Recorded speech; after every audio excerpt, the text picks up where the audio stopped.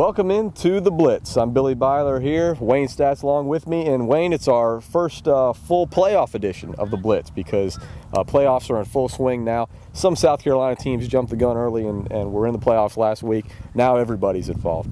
And real quickly, one thing that kind of stands out to me this year is we're talking this time of year about, say, North Augusta over in South Carolina as the third seed out of that entire state in Class 4A, and then Richmond Academy making the playoffs again for a third consecutive year. These were teams we were making fun of a few years ago, to be honest with you, behind their backs. But North Augusta and Richmond Academy, you know, they just were not very good programs. Very short time ago, they have turned into some of the best in the area, and that's pretty cool this time of year. It really is. Richmond Academy, I mean, this year I think their offense is getting better and better each and every week. Drake Reed gets a lot of the publicity, but offensive line is starting to gel together. We know the playmakers they have at wide receiver. But obviously a big one this week against Cairo, probably the most intriguing in terms of big name opponent in the first round of the area teams. But yeah, I mean, 0-10 to playoffs again. And there aren't a lot of other teams still alive, at least in the Richmond County area. Aiken County's got some teams. Columbia County's pretty much done except for Augusta Christian this week. Talk about the fringe teams because there are some out there. Lincoln County is obviously still out there.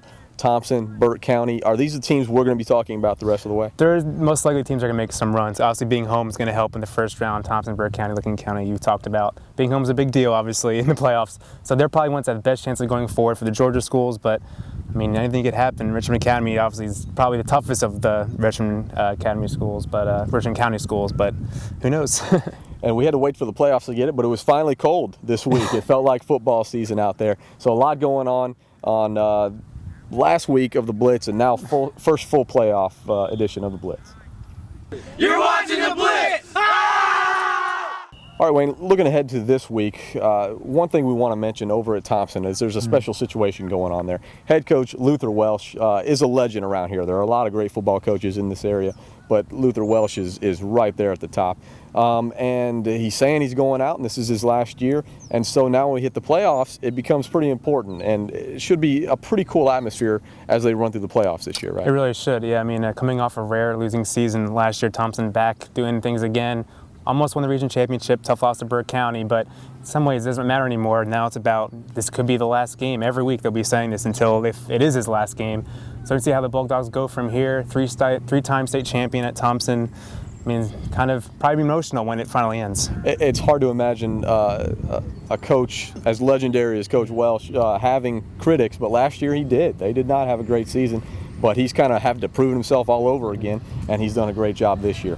And there are other good coaches in the area. Lincoln County's got Larry Campbell. Strom Thurmond's got Lee Sawyer. We're here at Silver Bluff where we've got Al Lown, and he's a fantastic coach. Multiple state championships here for the Bulldogs, but not recently. And that's what we're talking about now is this is the fifth year. Now it's been 5 years. This is the sixth year in a row where Silver Bluff has been to the second round of the state playoffs, but past 5 years they've lost that game.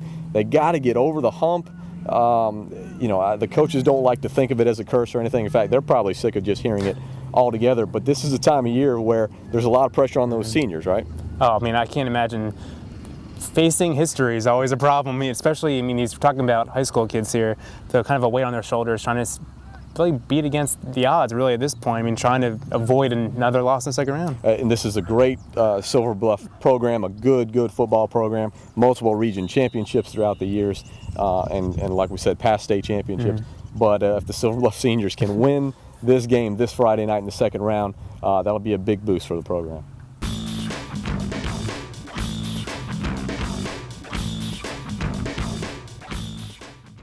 That's it for this week. See you next Thursday on the Blitz. But before we go, last week we showed you behind the scenes at Channel 12 Operation Football Live. This week we want to go behind the scenes and show you what happens with our team, the Augusta Chronicle.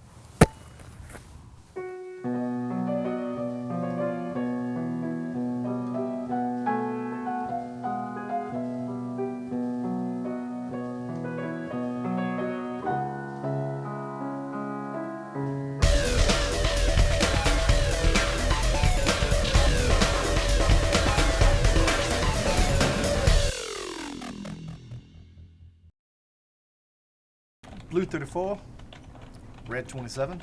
Hike. I do maintenance. I take out the trash, Chris is a little bit of everything. And do a little writing from time to time. Fills in for me when I can't make a minor league game. Billy does nothing. He does a lot around here. So he's your assistant. Yeah, well, assistant to the Billy Byler would be Chris's role.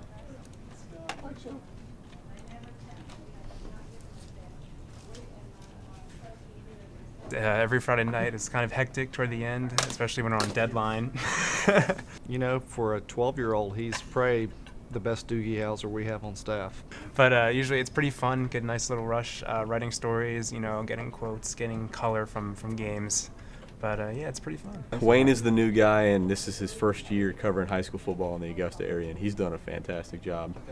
Usually I eat around 12:30, but I was out signing day and I was over at practice, so I didn't get back to the office until about 3. I live on caffeine. You have to in this shop. It's 25/8, which is more than 24/7.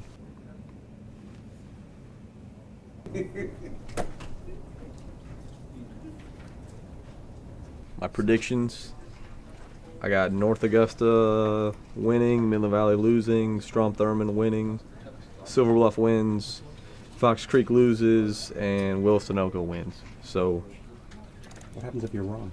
if I'm wrong, I've been wrong 13 times this season out of 87 picks. So that's not too bad.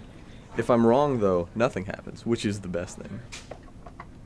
Hey, look at me. I'm Billy Byler. So yeah, I always have a pen behind my ear.